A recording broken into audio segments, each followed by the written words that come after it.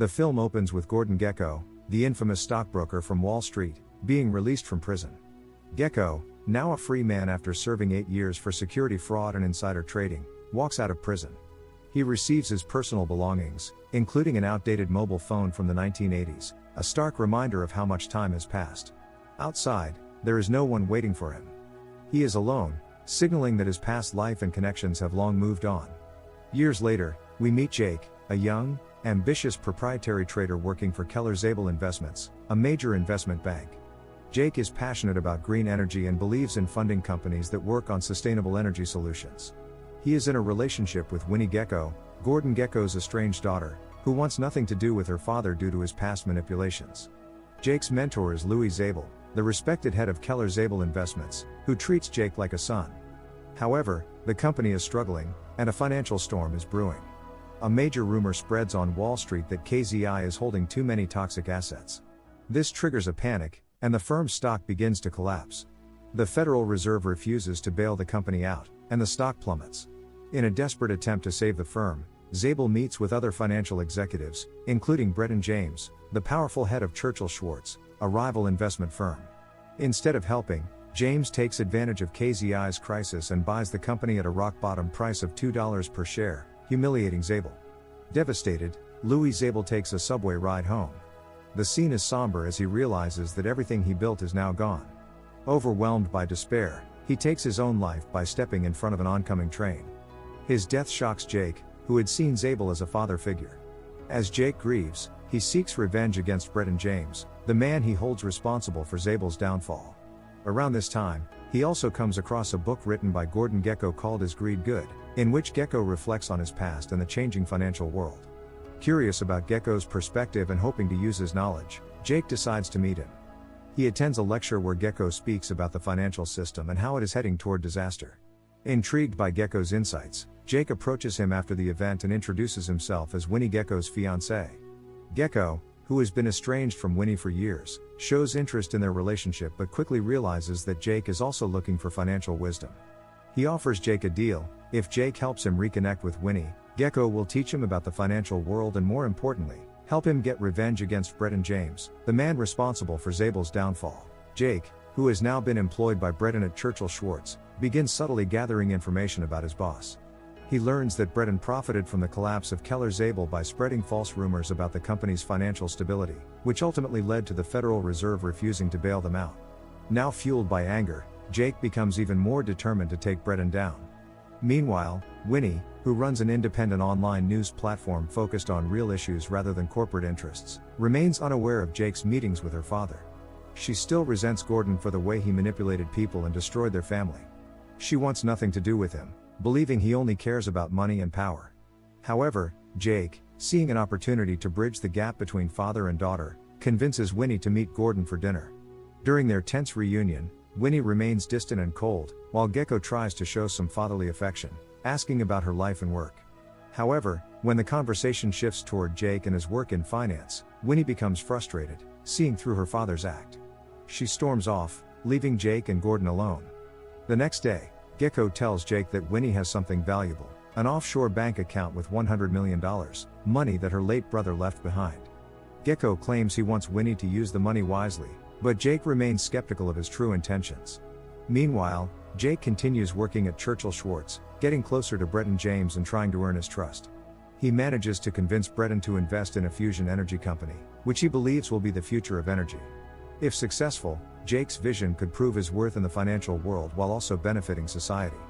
However, he remains focused on his secret agenda, gathering enough information to expose Bretton's corruption. Later, Gekko starts feeding Jake more information about how Wall Street operates behind the scenes. He warns Jake that Bretton is a ruthless businessman who would betray anyone to maintain his power. Gekko also subtly manipulates Jake, fueling his desire for revenge while pretending to be a mentor. At the same time, Jake pushes forward with his investment in a clean energy company led by Dr. Masters, who is researching fusion energy. He genuinely believes this company could revolutionize the industry and make him a fortune. However, his optimism is met with skepticism from Wall Street insiders, including Bretton, who sees green energy as an unpredictable investment. At a lavish Churchill Schwartz event, Jake is introduced to even more powerful figures in finance and politics.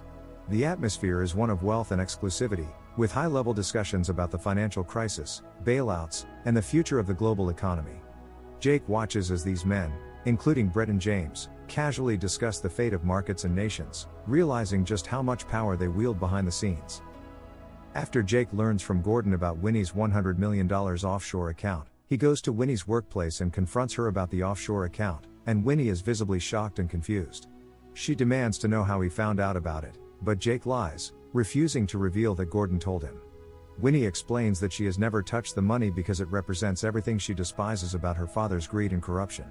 She sees the offshore account as a symbol of Gordon's immoral actions and refuses to benefit from it.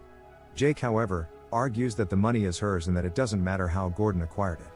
He believes they can use it for a greater good, such as funding his clean energy project, which aims to revolutionize sustainable energy. Winnie becomes increasingly upset, seeing Jake's obsession with the money as reminiscent of her father's greed. She accuses Jake of being just like Gordon, someone who prioritizes money and success over relationships and integrity. This confrontation drives a wedge between them, and Winnie walks away, leaving Jake frustrated and desperate. Despite their argument, Jake continues to plead with Winnie, emphasizing the importance of his clean energy project and the positive impact it could have on the world. After much persuasion, Winnie reluctantly agrees to help him. She decides to access the offshore account, but only because she believes in Jake's vision and wants to support him. The two fly to Switzerland, where Winnie signs the necessary paperwork to release the funds. This moment is emotionally charged, as Winnie is clearly uncomfortable with the idea of using her father's money. However, she trusts Jake and hopes that this decision will lead to something good. Upon returning to the US, Jake is optimistic about the future. He sells his apartment, betting everything on the success of his energy project. This decision reflects his confidence in the project and his willingness to take risks, but it also leaves him financially vulnerable. Jake's financial situation becomes even more dire when his mother visits him, distraught over the collapse of her real estate business. She explains that the bank has shut her down and begs Jake for financial assistance. Despite his own struggles, Jake writes her a check for his last $30,000, urging her to find a job and start over. Jake's optimism is shattered when he receives a call from Dr. Masters, the lead scientist at his energy company. Dr. Masters informs Jake that the $100 million never arrived, and the company is on the verge of shutting down. Jake is stunned and confused, unable to understand what went wrong. He soon realizes that Gordon has betrayed him. Jake rushes to Gordon's penthouse, hoping to confront him, but he finds the place empty. It becomes clear that Gordon never cared about Jake or Winnie, he only wanted to use Jake to gain access to the offshore account. Devastated and feeling guilty, Jake tells Winnie the truth about what happened. Winnie is heartbroken, not only because her father betrayed her once again but also because Jake lied to her about how he knew about the offshore account. She reminds him that she had warned him about Gordon, but Jake was too blinded by his ambition to listen. Winnie, drained and disillusioned, breaks up with Jake. She feels that Jake's obsession with money and success has made him too much like her father, and she can no longer trust him. Meanwhile, Gordon has used the stolen $100 million to rebuild his empire. He relocates to London, where his new firm thrives, and he resumes his lavish lifestyle. Gordon's comeback is a testament to his cunning and ruthlessness, but it also highlights his loneliness and isolation. Despite his wealth and success, he has alienated everyone who ever cared about him, including his daughter. Jake tracks Gordon down in London and confronts him in his office. He demands answers, asking Gordon how he could betray his own daughter. Gordon coldly justifies his actions, claiming that the money was always his and that he felt abandoned by Winnie when she didn't support him after his release from prison. He also reveals his bitterness over the fact that no one came to pick him up when he was released from prison years earlier.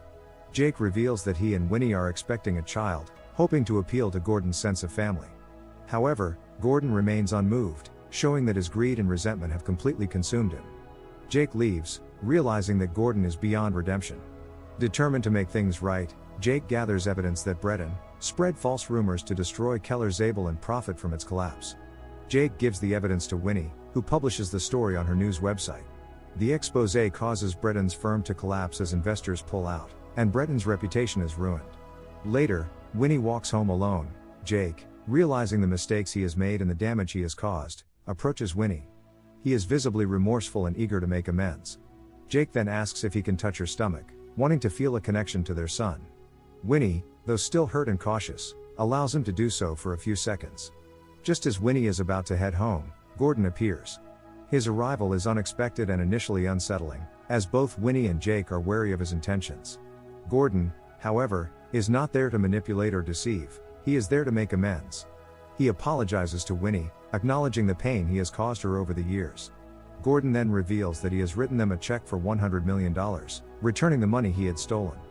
He explains that he wants to make things right and asks for one last chance to be a part of his grandson's life. This gesture is a turning point for Gordon, as it shows that he is capable of selflessness and redemption. In a surprising and heartfelt moment, Gordon encourages Jake and Winnie to get back together. He tells them that they are a nice couple and that they belong together. This advice comes from a place of genuine care, as Gordon recognizes the love between Jake and Winnie and wants them to find happiness. Feeling grateful and hopeful, Jake walks up to Winnie and kisses her, opening the possibility of rebuilding their relationship. Make sure to like and subscribe for more notifications. Until next time. See you soon.